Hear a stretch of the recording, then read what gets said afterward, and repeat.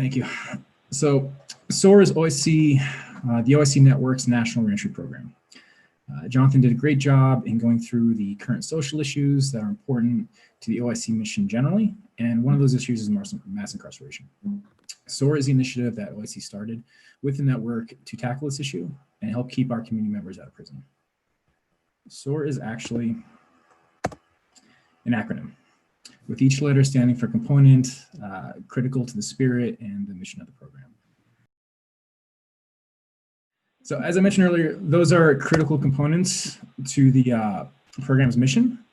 We equip individuals with academic and vocational skills and provide access to opportunities that help them accomplish personal achievement and embrace the spirit of responsibility. So the mission, what our program does. The vision, what we want the future to be.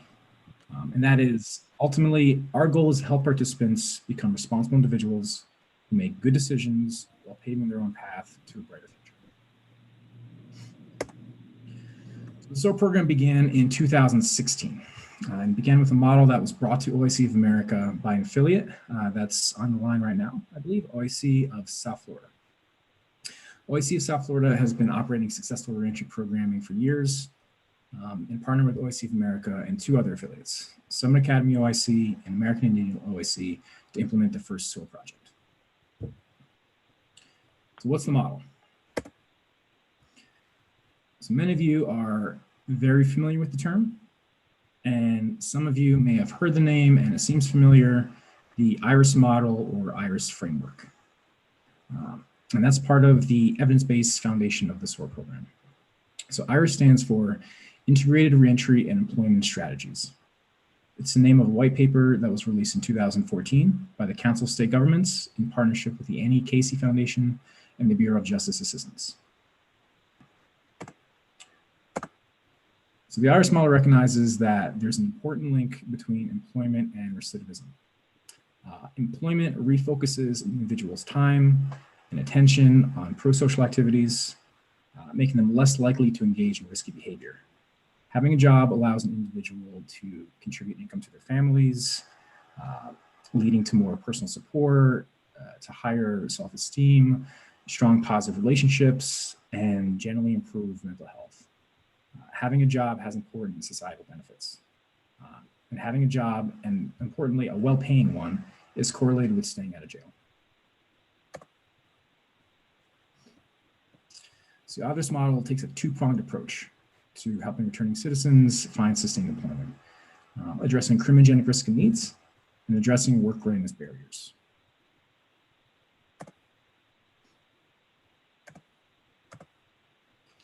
So criminogenic risk and needs refers to those factors that highly correlate with criminal behavior. So when we talk about criminogenic risks and needs, we're talking about a risk-need responsivity model, which incorporates three principles when designing interventions. So the first is the risk principle.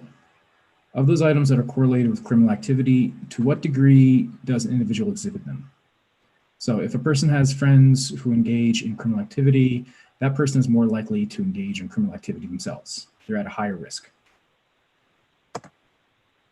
The need principle. The treatment should be directed toward the needs of the individual to address their risk factors. For the individual with friends who are bad influences, they have a need to create new pro-social relationships. So find better friends, or at least spend less time with the bad ones. And the responsivity principle. So the particular treatment should take into account the individual's abilities, learning style, and individual factors. So with the person from before, a suggestion of joining a church group to make new friends may not work because they're 18, they're shy, and the church group is comprised of mostly seniors. So a more effective intervention may include filling their time with full-time employment and GD classes so that they have less time to associate with old friends. In addition to criminogenic risk needs, the IRIS model also looks at how job-ready an individual is.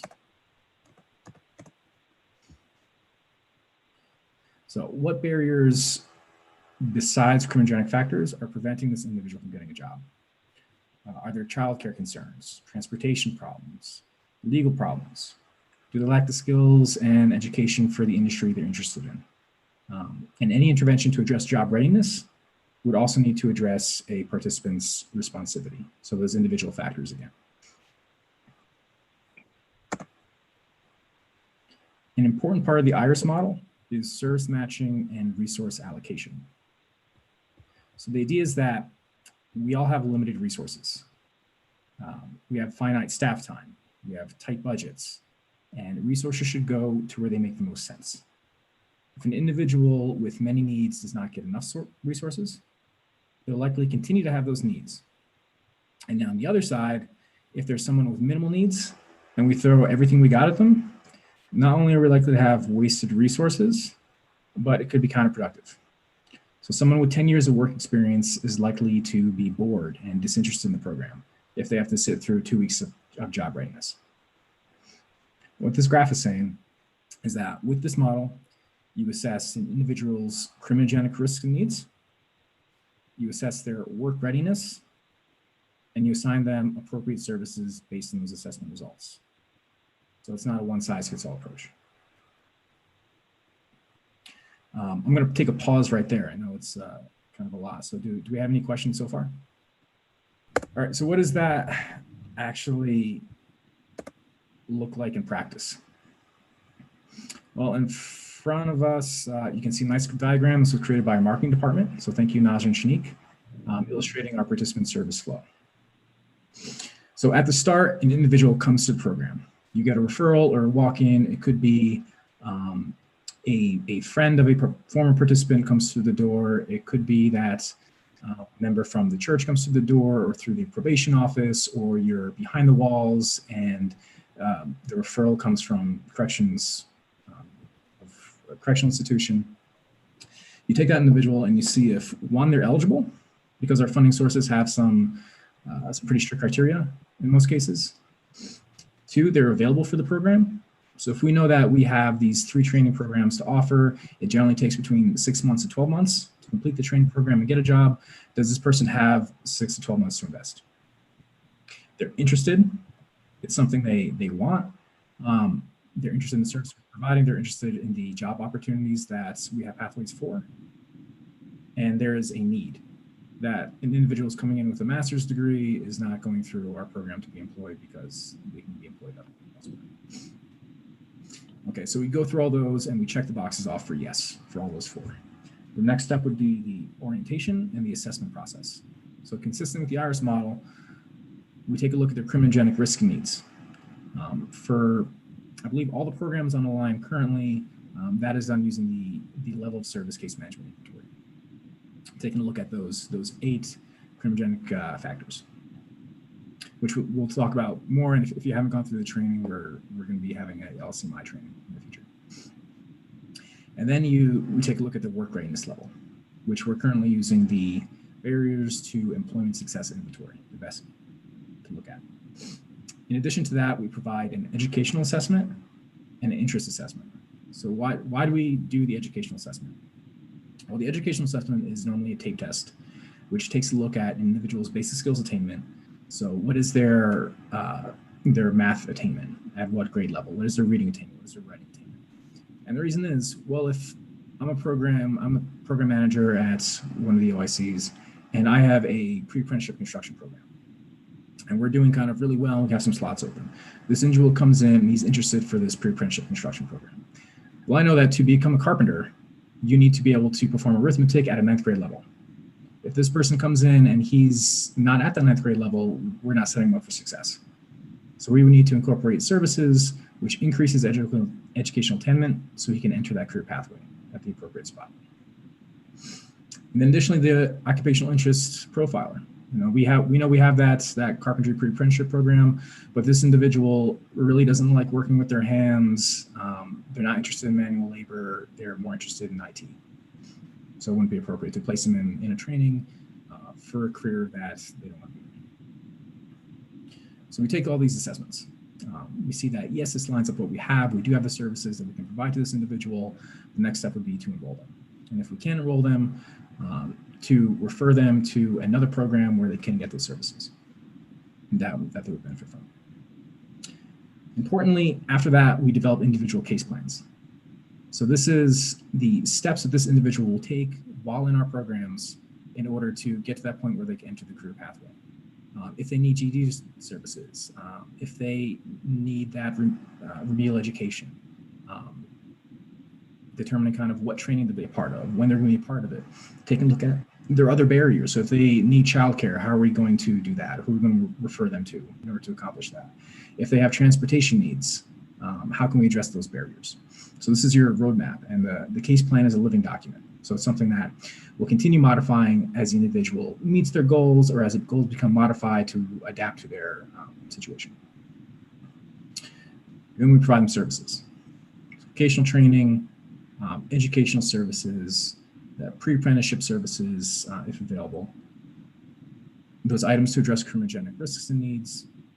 So that could be thinking for a change, that could be therapy, that could be engaging in more pro-social activities. And this is something that if you're not familiar with, you'll go through more detail through the course of the training. Addressing the work readiness needs and other supportive services. And then placement. So placement at the point of the career pathway that's appropriate for that individual. So that could be a job, that could be an apprenticeship, it could be the military, or it could be college. And importantly, placement's not the final step, follow-up's the final step. So with the follow-up, we maintain contact with the individual for at least a year to kind of see where they are, to support them along the career pathway. That if they're having issues at job, if they have new barriers, we could provide supports so that they would be successful in employment. Because one critical thing is a reduction in recidivism is not correlated with finding a job, it's correlated with keeping a job.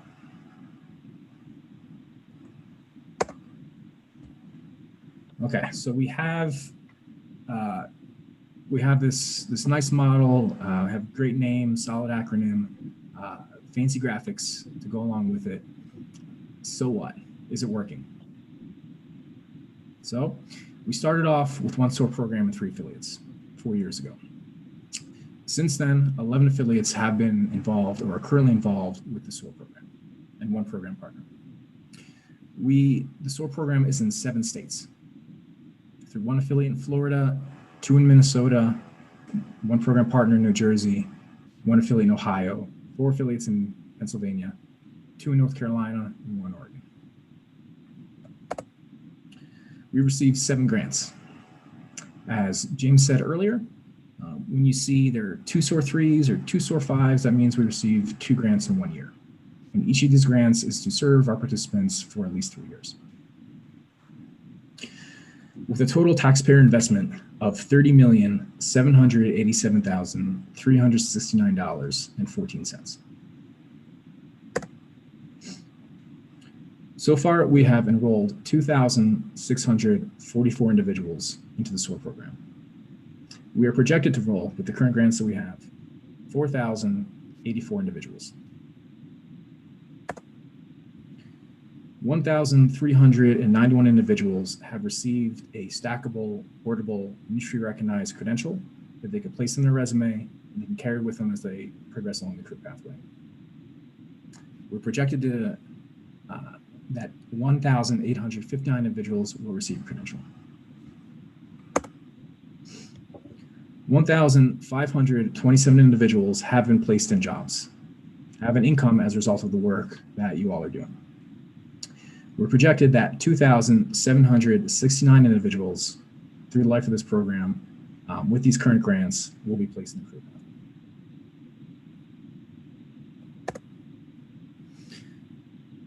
So is it working?